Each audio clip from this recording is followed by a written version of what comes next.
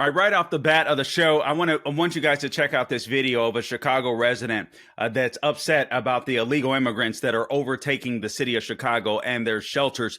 Gabe, let's go ahead and roll it, por favor. I don't want them there. Take them someplace else or send them back to Venezuela. I don't care where they go.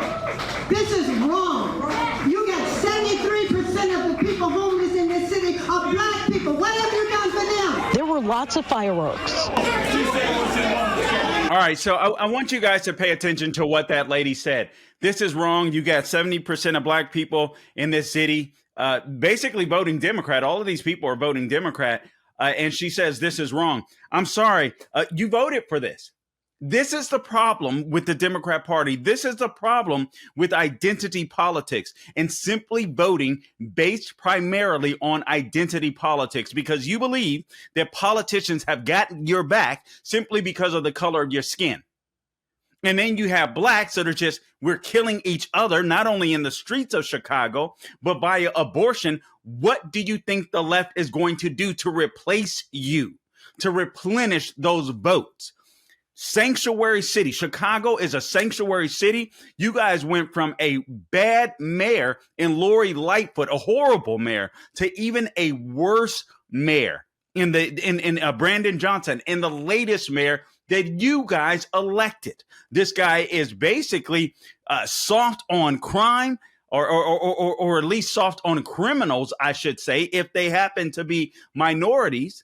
And it's a sanctuary city. You voted for this.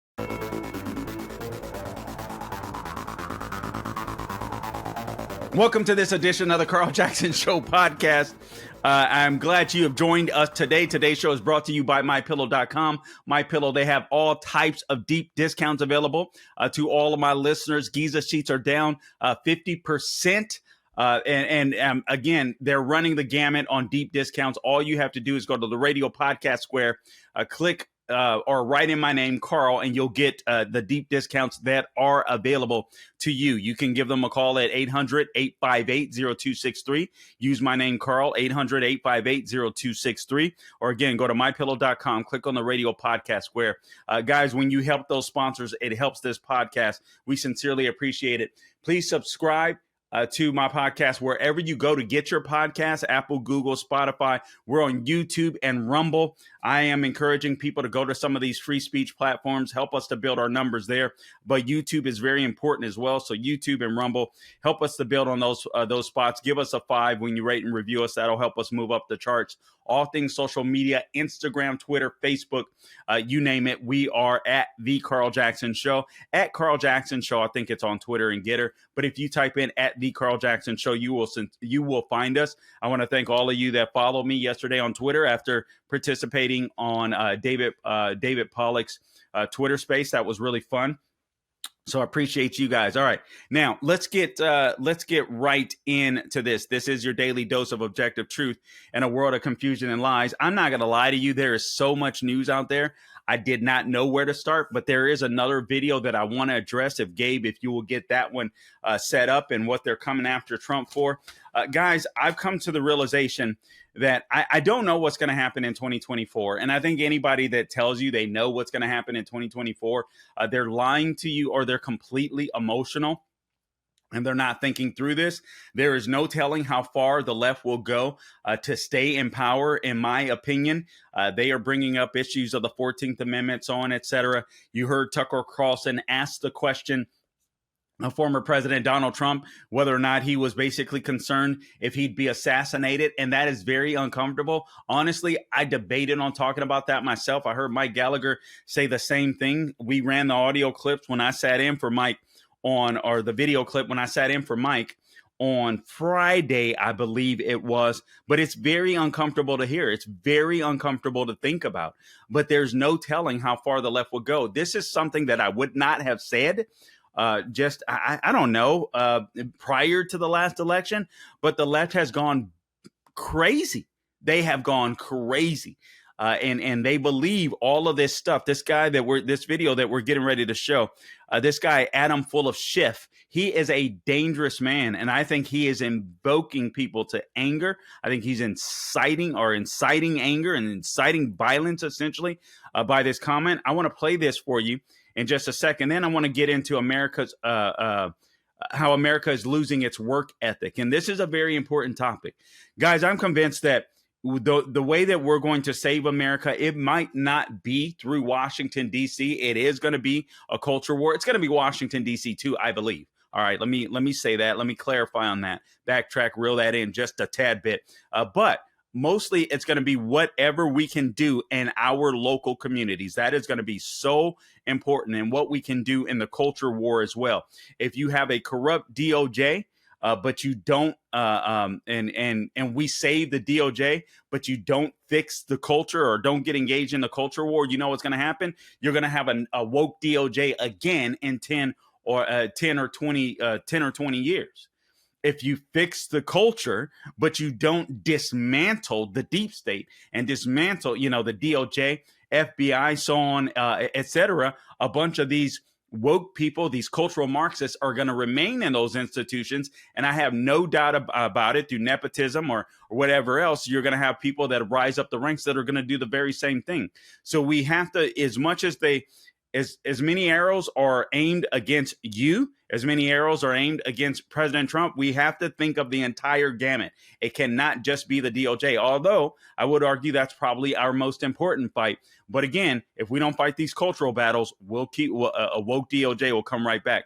Here's what Adam Schiff had to say before I get on to this illegal immigration and how America is losing its work ethic.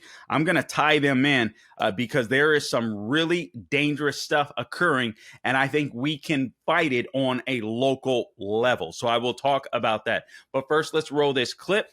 This is none other than Jen Psaki. I don't know if she just says Saki or Psaki, but I think it is. I have no idea. I don't know how she pronounces it, but the former White House good Lord, I forget what it's called. Anyway, the cringe Jean-Pierre now occupies the press secretary. For God's sakes, lost my mind. All right, Gabe, let's go ahead and roll this video. And this has been in the works for a long time, but the left is definitely starting to press this even more as Joe Biden as a candidate his numbers are falling. I don't know how true the poll numbers are about Joe Biden. There's a lot of people that say he's too old. They don't want to vote for him. He's too old to be in whatever. But then you got 82% that I read in a poll that said they would, given a choice between him and Trump, they would vote for. 82% said they'd still vote for Joe Biden. That's where we're at in America. It's insane. Let's roll the video, por favor, Gabe. There's an argument circulating about whether the 14th Amendment that prohibits anyone, quote, engaged in insurrection or rebellion from holding public office bars Trump from running for president. Now, this hasn't been tested in our system before. What is your thought on whether that's a valid argument? I think it is a valid argument. The 14th Amendment, Section 3, is pretty clear. If you engage in acts of insurrection or rebellion against the government, or you give aid and comfort to those who do, you are disqualified from running. It doesn't require that you be convicted of insurrection. It just requires that you have engaged in these acts. It's a disqualification from holding office again, and it fits Donald Trump to a T. I think this will be tested when his Secretary of State either refuses to put him on the ballot or puts him on the ballot and is challenged by a litigant. I would imagine it will go up to the Supreme Court, and that's the big question mark through all of this, which is, what will the Supreme Court do? There are prominent constitutional scholars as well as prominent progressive scholars who believe that he should be disqualified. But will the court take that step? Ultimately, only time will tell. But I do think it is a very legitimate issue. By the clear terms of the 14th Amendment, he should be disqualified from holding office. This is a guy, mind you, this guy's I hate this guy. Pray for me. I hate this guy. This guy is a sociopath. This guy is actually destroying the United States of America. The Ukraine impeachment, that hoax of an impeachment, the Russia-Ukraine hoax, crossfire hurricane, where this guy contended that he had all of this evidence, a complete lie, just lied to the American people, lied to his voters, and they still believe this nonsense. But this is what we're up against. This is what we're up against. And I'm sorry, guys, but the solution isn't going to come from Washington, D.C. You are the solution. I can't believe how many times I have to say this to conservatives. You are the solution. You, the voter, the individual voter, no politician. You are the solution. You've got to be aware. You've got to get involved. You've got to seal things up on local level. You got to make sure things are tight in your own household. Let me explain what I mean. Yesterday we celebrated Labor Day. This is from the Washington Times. All right, America is losing its work ethic. So we're all concerned about Washington, D.C. as well. We should be. But are we doing what we need to be doing on the home front? We can start there. In 1894, the article says President Grover Cleveland signed legislation making Labor Day a federal holiday, in so doing recognizing that hard work is an essential part of the American dream. Today, listen to these stats. An increasing number of young Americans dream of only working enough to get by, if at all. And we've seen that. I've seen, remember, listen, I'm 46 years old. Generation X. You guys remember how important it was for us to get a car, to make sure that we had our own independence? You have a generation of kids, many of whom do feel that way, but many of whom don't. It is a weird phenomenon.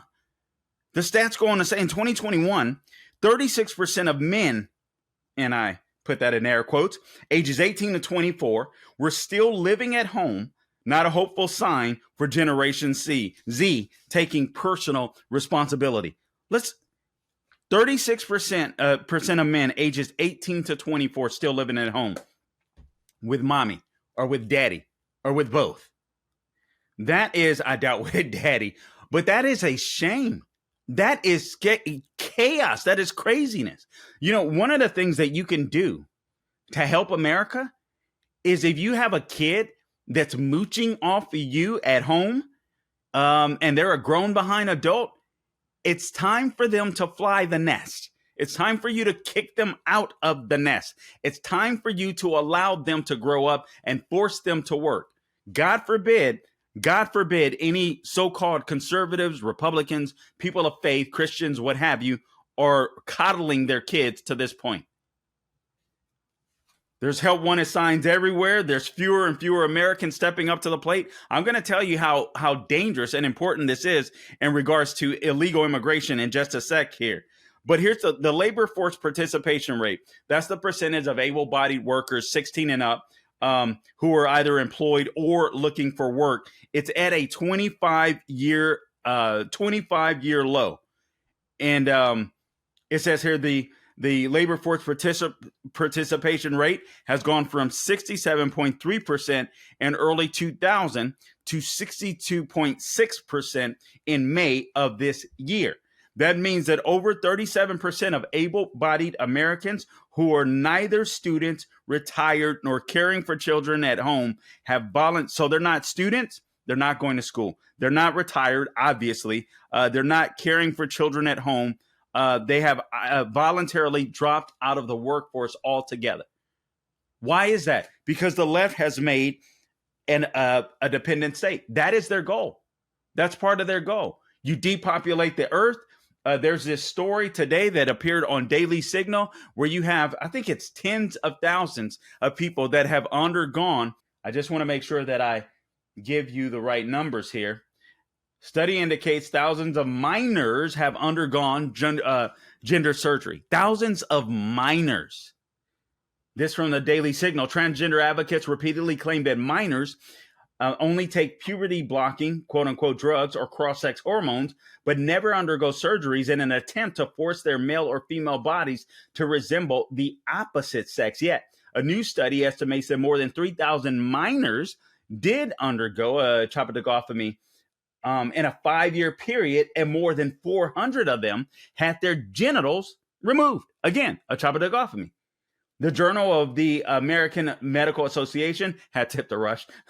The Journal of the American Medical Association published a study Wednesday estimating that 48,019 Americans underwent gender affirming surgeries from 2016 to 2020, and 3,678 of them underwent surgery between ages 12 and 18. Guys, this is going to be a huge problem. This is going to be a huge problem for us. You think these culture wars aren't important? You are wrong. You are sadly mistaken. The left is trying to depopulate. They're trying to depopulate the earth. That is part of their strategy. They want to depopulate. The American citizens, or America, I should say. It's insane what we're living through. But that's why I tell you, there's no telling how far the left will go to destroy this country. That's why talks of an assassination of Trump, I really didn't even want to hear that, to be frank with you, but everything's on the table. Everything is plausible. I hate to say this, but everything is plausible. These people are evil. Leftists are. Getting back to this work ethic, this is important. This is important. If Americans lose their desire to work, if they lose their desire to obtain the American dream, what good is America? Seriously. The ability to be able to worship freely as you choose, the ability to be able to work and sweat and provide for your family. If you lose that, what do you have? Oh, my Lord. Over 37% of able-bodied Americans who are neither students or retired nor caring for children at home have voluntarily dropped out of the workforce. I know that we mentioned that before. The left encourage indolence. Here's a Pennsylvania State Representative Ronnie Green, of course, a Democrat. Here's what he had to say, or what she had to say. She introduced a legislation for a 32-hour work week for employers of more than 500 without a reduction in pay. You realize how dumb these people are? Actually, that's not a quote, but that's just what she did. She introduced a legislation for a 32-hour work week. Listen, if you want to work 32 hours, go out and find a job, those that are available, where people will hire you for 32 hours. There should not be legislation created to make Americans lazy. That's not how we became a great nation. You don't incentivize people that way. You don't get innovation that way. You get a bunch of people that want to work their 32 hours and then they want to sit on their duff. You know why Americans become great, or how Americans have become great? The Americans that become great, a lot of people scoff at rich people. Oh, they have this, they have that. But you know, oftentimes people with the hours that they put in and become wealthy, 60-hour weeks, 70-hour weeks, 80-hour weeks, 90-hour weeks. And then finally, they have a product or an idea that they bring to the market, or a service business or some type of business, and then it starts doing well. And then after it starts doing well, after such a period of time, they can kind of start backing away from the business because those 90-hour work weeks paid off. That's how you get innovation. I'm sorry, you're not going to get innovation by somebody that says, 32 hours a week and I want to clock out. No, I'm sorry. No, that's a lazy American. And that's exactly what the left wants. Consider this too. Employers, 32-hour work week for employers of more than 500 without a reduction in pay. So this lady obviously has no clue of how money works or how a business runs. So you're going to cut out 8 hours of production per employee. That means there's going to be a whole lot less service to collect money on, revenue on, or a whole lot fewer products to collect money on, to collect revenue on. So you're going to be bringing in, because there's a loss of production, a lot less revenue, but you should pay the people the same. These people are, Woo! Almost said something, and I thou shalt not cuss. I'm trying to work on that. I did not. I'm telling you guys, God had completely saved me from cussing. I used to have a temper, and I cussed. I would outdo any sailor back in the day. I'm telling you, when God changed my life, He removed all of that pretty quickly. Pretty quickly. And man, I've been so tempted lately to use it. All right, let me use words that I don't want to use. All right, so now you have the Biden administration, whose administration is committed to expanding the dole. The welfare state has metastasized under Joe Biden. Here's some stats. Food stamp enrollment is at a historic high with 41.2 million currently participating. 41.2 million Americans that are getting food stamps. Now, I have no problem with people that need food stamps getting food stamps, maybe temporarily, maybe some, it's more of a permanent basis. But what I have a problem with is if people that are able-bodied are getting these food stamps when they know doggone well they can go out and work. So again, it says food stamp enrollment is at a historic high, 41.2 million currently participating, 12.5% of the total population, and 4.5 million more than at the start of COVID. Wow. 12.5% of the total population and 4.5 million more than at the start of COVID-19. I believe at the start of COVID-19, where's the number? I don't know that it's on here. If I'm not mistaken, there were about 8.5 million Americans getting food stamps before COVID. Now it's 4.5 million. In just a few short years, you have literally increased the welfare or food stamp enrollment by 50%. Besides the SNAP program, which is just food stamps by another name, there's unemployment insurance, there's Medicaid, there's housing vouchers, child care payments, and energy subsidies. And again, I don't have a problem helping people temporarily that are in need. I don't have a problem with that. But when you do it to disincentivize work and give people something for nothing, you're destroying the country, and the left knows that. They want people that are dependent upon them. They want to disincentivize work. This columnist writes that work has a moral dimension. The way you view work reflects the way you view life. So if life has no meaning for you, neither will work. That's so true. The Bible tells us, He gives us a couple examples. By the sweat of your brow, you will eat your food. That's in Genesis. Those of us that believe in objective truth. And then in Thessalonians, the Bible says if a man doesn't work, he shall not eat. So who's right? God or Joe Biden? Columnist goes on to say the earliest colonist embraced what came to be called the Protestant work ethic. The Puritans were famous for their belief in the redemptive quality of labor. In the Jamestown colony, you had John Smith, who said idleness and who inveighed against idleness and sloth. He said, quote, "For the labors of 30 or 40 honest and industrious men shall not be consumed to maintain 150 idle loiterers." So basically, they tried this experiment called socialism. They tried it. It did not work. You have a bunch of people that are doing the work, 40 people doing the work, 150 people, lazy people benefiting that don't do anything. You just can't have that. And that's exactly what the Democrat Party wants.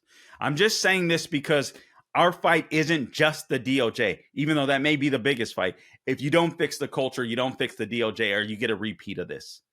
So what are you doing on the home front? Is your kid still staying at home when it's time for them to fly the nest? He goes on to say, we work. Oh, think about this. The George Floyd riots. How many of those people that were rioting simply because they had time to riot because of the lockdowns? Think about that. Were people still allowed to work, there most likely would have been no riots and I think there would have been a dead George Floyd, but nobody would know his name. Because I think he would have died of a fentanyl or a drug overdose. Right, guy had plenty of drugs in his system. So he would have died of an overdose. As a matter of fact, the toxicology report basically said as much. But Derek Chauvin has become a scapegoat. I know a lot of people will disagree with me on that, but it's okay to be wrong. It's okay for you to be wrong. I don't think he did something stupid that day. He should have listened. He should have backed off. There's no doubt about it. But there's also no doubt in my mind that that George Floyd died because he had some serious drugs in his system. All right, so the article goes on to say work should not be viewed in isolation. We work because we recognize our responsibility. Why? To our family, or to whom? To our family, to our community, and our nation. We want to take pride in ourselves and set an example for our children. And that could not be. I mean, that is so true. It's just insane. You work because you want to provide. You work because you want a better life. You work because you want to live in a certain community and contribute to a certain community. You work because you contribute to your nation through taxes, even though I'm not a fan of federal theft, but nonetheless, that's the way that it is. I'll wrap this up shortly here. In a 2022 commentary, American Enterprise Institute economist, a guy by the name of Nicholas Eberstadt, notes that in the aftermath of the COVID-19 lockdown, listen to this, 7 million men of prime working age are neither working nor looking for work. Men, quote unquote. This is crazy. Eberstadt explains, again, he's the economist from the American Enterprise Institute. He explains that the flight from work, quote, has meant slower economic growth for the country, wider income wealth gaps, more dependence on government welfare programs, more pressure on fragile families, lost social mobility, less involvement in society, and a lot more deaths of despair. So fewer people working, more suicide, less involvement in society. What are one of the benefits that jobs bring you besides pay? Working with people, talking with people, seeing different people, being able to relate to people. The loss of social mobility. I mean, I can't stress enough the importance of work, and the left knows this. That's why they want to kill it. The left has decided that they want to expand the welfare state. But if you're a taxpayer, if you're a hardworking American, they want to punish you. That's their recipe. That lady that went off, what I opened up the podcast with, we don't want them here. Well, you voted for that. Yes, you do want them here. If you didn't want illegal aliens in Chicago, then you should stop voting Democrat. If you don't want them overrunning your city, if you don't want them overrunning your shelters, if you don't want them taking jobs from Americans, then don't vote for Democrats. Now, having said that, let me just read you just real quick. Let me find. This was on the Gateway Pundit. Bidenomics, 1.2 million native-born Americans lose jobs in August. 711,000. So you got 1.2 million Americans that have lost their jobs in the month of August. 711,000 foreign-born workers have replaced them. Not all 1.2 million, but more than half. 711,000 jobs. I don't know the breakdown between illegal immigrants or those that are here on a work visa. I don't know. But it says the August monthly employment numbers came out last week. It was a good month for foreign-born workers in America. This is what Joe Biden and the D.C. elites want. The article says 1.2 million native-born Americans lost their jobs in August. 771,000 foreign-born workers replaced them. Axios reported last week that immigrants are joining the workforce at much higher levels than normal. Axios also says the immigrants are coming to the rescue. So this is why you don't vote for the left. This is why you don't vote Democrat. 1.2 million people, Americans, out of jobs. 711,000 illegals filling those jobs, or foreign workers. Oh, man, this is driving me insane. There's another headline. I don't have time to go into great detail or specificity on this, but I do want to bring you this headline. Professors are blaming the pandemic as college students struggle with basic math. So they have They have engineering and biology majors. One college professor at Temple University was complaining about that can't grasp basic fractions or exponents, he says. He says the people are struggling. Engineers, biology majors, they have been so dumbed down as a result of the COVID lockdowns imposed upon them that their reading scores are down, but math scores have taken, or even worse, they've gone or dropped even further. And it's going to pay, sadly, bad dividends when it comes to the United States of America. Some of our most important professions the people in them are being dumbed down. So the next generation is in serious trouble. They're in serious trouble. Oh man, I could bring you so much more, but I won't for now. But suffice it to say, I will see you tonight on the Officer Tatum Show. I hope that you will join in. I hope that you will tune in. Again, please follow me on all things social media at The Carl Jackson Show. Subscribe to the podcast, The Carl Jackson Show, wherever you go to get your podcast. And until next time, don't grow weary doing good. God bless you.